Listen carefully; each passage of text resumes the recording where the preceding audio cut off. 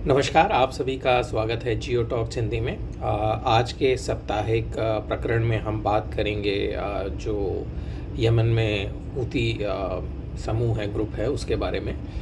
अभी जैसे हाल फिलहाल में हमें पता ही है कि इज़राइल ने हूतियों पे सीधा हमला करते हुए हुदैया पोर्ट जो है, इसका यमन का जो सबसे बड़ा बंदरगाह है, जहाँ से करीब 70% यमन के जो आयात हैं या जो बाहरी विदेशी मदद आती है वो हुदैया पोर्ट से ही आती है।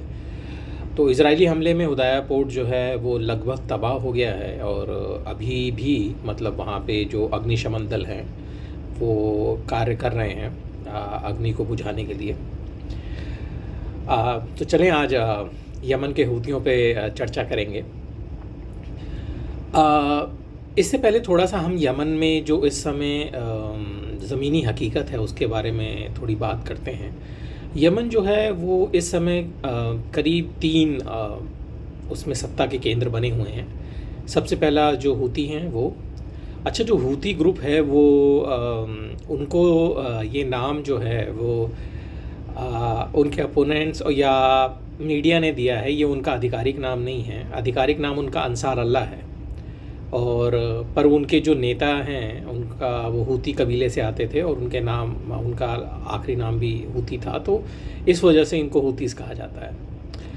जी, तो प्रथम केंद्र जो सत्ता का केंद्र है यमन में इस समय वो है हूती। ये राजधानी सना जो है उसको कंट्रोल करते हैं और करीब 25% जो यमन का क्षेत्र है उसको ये सीधा इनके नियंत्रण में है। और ज़्यादातर जो मुख्य शहर हैं वो भी इनके कब्ज़े में हैं और जो आबादी के हिसाब से भी करीब आधी आबादी यमन की इनके नियंत्रित क्षेत्रों में रहती है।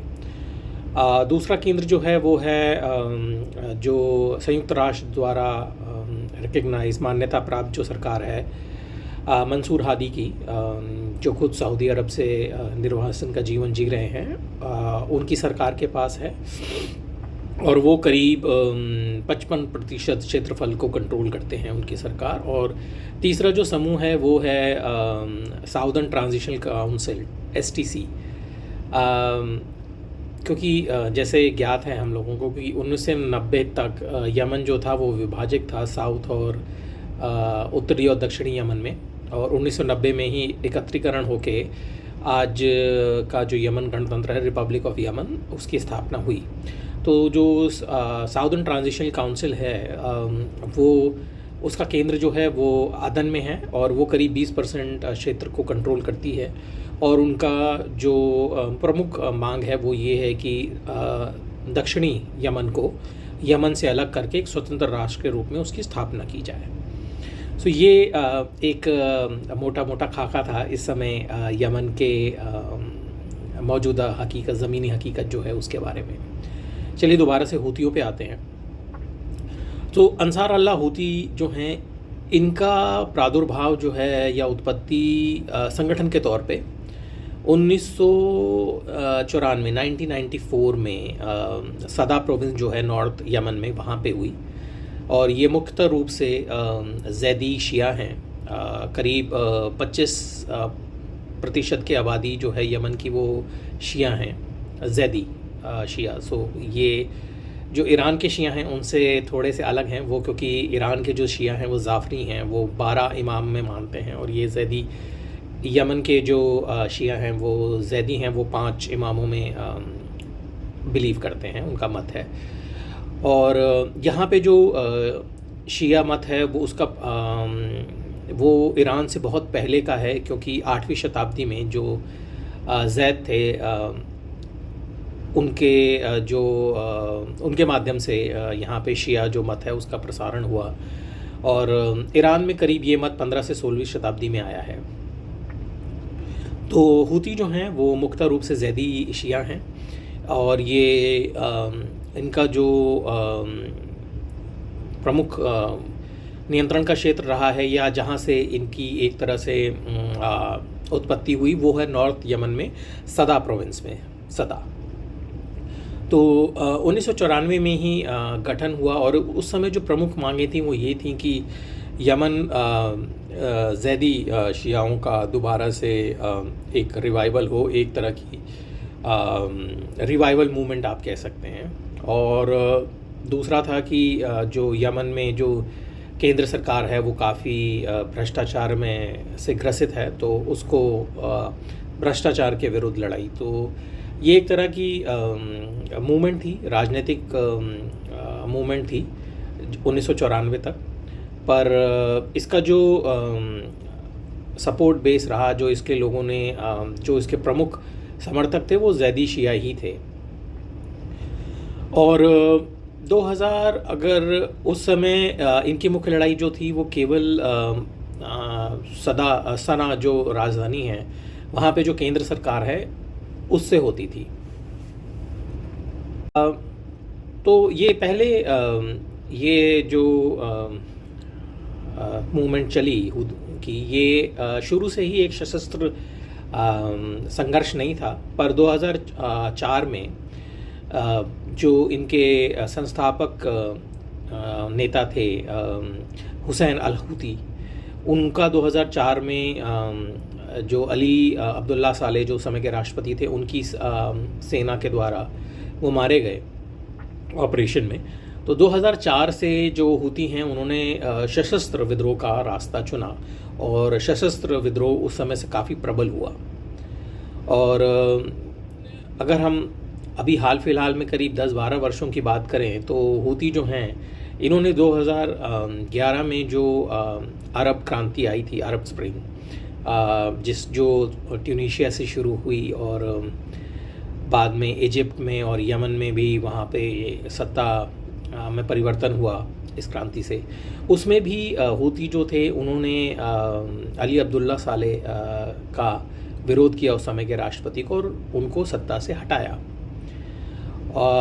परंतु 2011 में जब ये नई सरकार का गठन हुआ, मंसूर हादी उसके राष्ट्रपति बने, उस समय वो उपराष्ट्रपति थे पहले और बाद में राष्ट्रपति बने। तो 2014 आते आते हूती जो थे उनका सीधा सीधा जो टकराव था वो दोबारा से सना सरकार के साथ हुआ। और उस समय ये ईरान की मदद से जो हूती हैं वो काफ़ी अपनी शस्त्रागार को काफ़ी प्रबल कर चुके थे और काफ़ी मजबूत स्थिति में थे। तो 2014 में ये राजधानी मतलब जो जहाँ इनका मुख्यालय था जो पहले सदा में था उत्तरी यमन में, तो वहाँ तो इन्होंने अपना नियंत्रण और मजबूत किया और ये आगे बढ़ते हुए इन्होंने राजधानी सना में 2014 में प्रवेश किया और 2015 आते आते वहाँ जो राष्ट्रपति थे उनको सत्ता से च्युत कर दिया, सत्ता से हटाया। और उस समय एक बड़ा ही मतलब लोगों को अचरज हुआ कि हूती और पूर्व राष्ट्रपति अली अब्दुल्ला साले जो थे वो आपस में उन्होंने मिल के काम किया मंसूर हादी जो राष्ट्रपति थे उनको सत्ता से हटाने के लिए। परंतु 2017 में जब हूतियों को इस बात की आशंका हुई कि अली अब्दुल्ला साले जो हैं वो सऊदी अरब के साथ और संयुक्त अमीरात के साथ उनके खिलाफ कोई साजिश कर रहे हैं या उनको बिना बताए बातचीत कर रहे हैं, तो 2017 में हूती लड़ाकों ने सना राजधानी में अली अब्दुल्ला साले को भी मार गिराया, उनकी भी हत्या हुई। उस समय से हूती जो हैं उन्होंने अपना प्रभाव अपने जो नियंत्रित क्षेत्र थे वहाँ बड़ा कड़ा किया और अपने शस्त्रागार को काफ़ी बढ़ाया और इसमें मुख्य रूप से उनकी मदद की ईरान ने। और 2015 में सऊदी अरब के नेतृत्व में जो एक कोलिशन है जिसमें जॉर्डन, कुवैत और संयुक्त अरब अमीरात इन्होंने मिलके इन पे हूतियों पे हमला किया। और परंतु ये हमला मुख्य रूप से हवाई हमला ही रहा, ज़मीनी फोर्सेस सऊदी ने कभी भेजी नहीं। इससे भी जो हूती हैं ये कभी भी सत्ता से बाहर नहीं हो पाए, इनका जान माल का नुकसान ज़रूर हुआ, लेकिन जो क्षेत्र इनके नियंत्रण में थे वो यथावत उस पर अपना नियंत्रण इन्होंने बनाए रखा। अच्छा, और अभी हाल-फिलहाल की अगर बात करें, तो जब से ये पिछले साल अक्टूबर 7 में 2023 में जो घटना हुई गाज़ा में, उसके बाद से जो गाज़ा-इज़राइल युद्ध चल रहा है, उसमें हूतियों ने ईरान के इशारे पे ही सीधा-सीधा इज़राइल पे हमले किए। ये जो लाल सागर है, रेड सी, इस पे नाकाबंदी करने की कोशिश की। जो इज़राइल का बंदरगाह है इलात, जो दक्षिणी इज़राइल में है, उसको उस पे यातायात को बाधित करने के लिए हर संभव प्रयास किए।